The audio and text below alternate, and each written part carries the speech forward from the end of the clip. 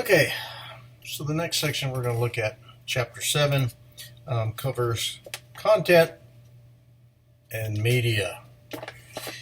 This starts on 271 in your textbook, and it's about 70-some pages. It goes to page 302. Content and media. The quote here is, "Competencies owned and nurtured by a company represent its critical resource and competitive advantage, and the company should create a portfolio of services that contribute to and the exact value of these companies." So one of the things that Stephen Shepard does is he introduces an interesting acronym here that he calls TMT.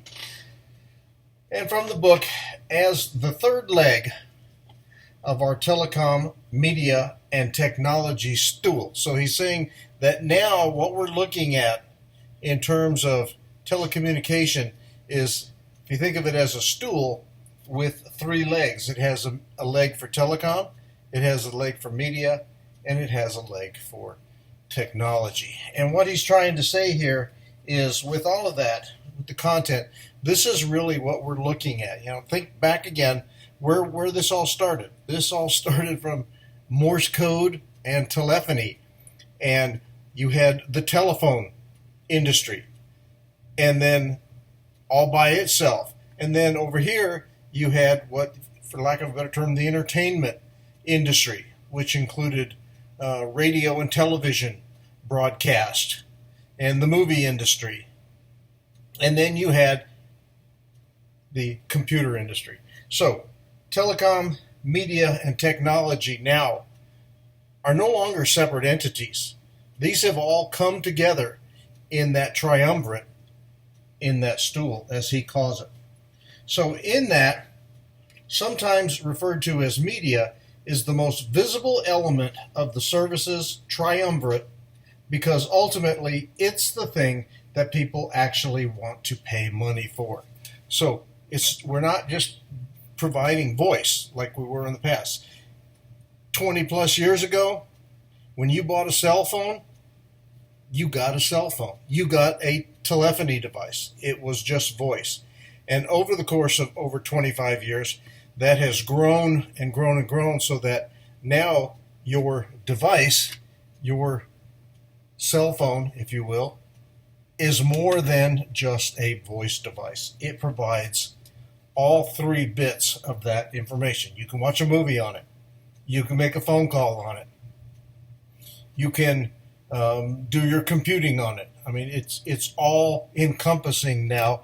When I was a kid, we would have never thought something like this would happen. We dreamed of it, We used to see it in the movies, but now it's become a reality.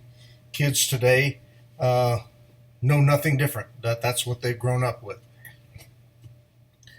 So when we look at this, people actually pay money for that media or information, entertainment portion of the triumvirate. The network that transports the content tends to be invisible, except, of course, when it breaks and becomes glaringly visible. And the IT or technology part of the equation is often vilified because it generates invoices and is perceived as intrusive. Okay, so this section is really building on, with content and media, that TMT facet, how this has all now become integrated. On the bottom of the page there, it starts talking about the world of multimedia. In the last decade, a revolution has taken place in visual applications. Now remember, when the internet first started, it was all text. It was all bulletin boards. There was no visual portion to it. There was no portion to it like you see today with the links and the media content and the videos and the audio. It was just text. Starting with simple and still image-based applications such as grayscale, facsimile, the technology then diverged into a collection of visually oriented applications that include video and virtual reality. Okay, so and you're going to continue to see it grow. I mean, look, how many times have you pulled up the internet now and something like Instagram or Facebook or whatever, and you got a picture, an AI of some deep fake of Tom Cruise playing the guitar or whatever. You know it's not Tom Cruise. You know, it's a deep fake. That's where AI is going. That's where VR is going, and you're going to see it continue to grow. And those applications become more and more important on telecommunications and the business associated with it.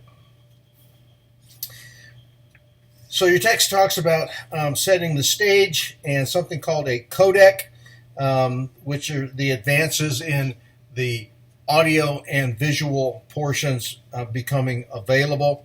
At the top of 737, there's an interesting diagram here that shows how everything is tied together and intertwined. And again, he talks about this diagram showing the complex relationship between the elements of TMT. And again, that's our telecom, media, and technology. And you can see as you follow through here, you know, where we have GPS, LBS, mobile content, advertising, applications, APIs. In the next section, he talks about APIs. If you're not familiar with application programmer interface, it's the APIs in this interface that makes a lot of applications easier to work with. In the world of AutoCAD, APIs are very, very important for making routine things that you do over and over again easier to handle.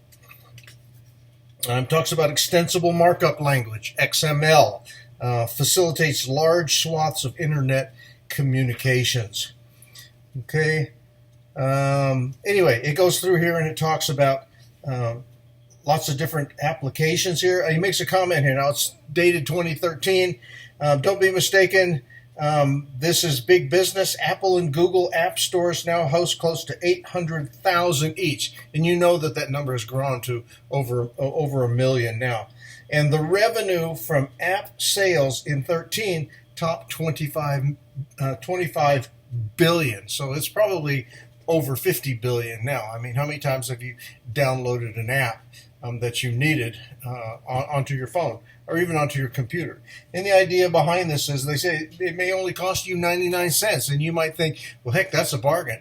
But just think of everybody that downloads an app for 99 cents. And then look at the ones where they have internal things going there where you can download the basic app and then it has in-app things also that it's trying to sell you. So as we make our way through the textbook, I mean, it talks about different applications here. They talk about something called, where is it? No. They talk about Google Glass. I haven't seen much on that lately, where you have the glasses that act like an interface to your computer. Videos. They talk about the experience, the quality of the experience, the processing of the experience, you know, and looking at the quality of the experience and the quality of the delivery. I mean, it makes there's a good section here on television standards, as we mentioned before. Television standards have grown in just amazingly leaps and bounds since the advent of the internet. Like I said before, there was always a fight. The biggest thing was the resolution. They could not decide what the resolution was going to look like on a television, and the color process was another one. Just like the VHS over beta, digital video versus analog video. Okay, so you know, with the digital video.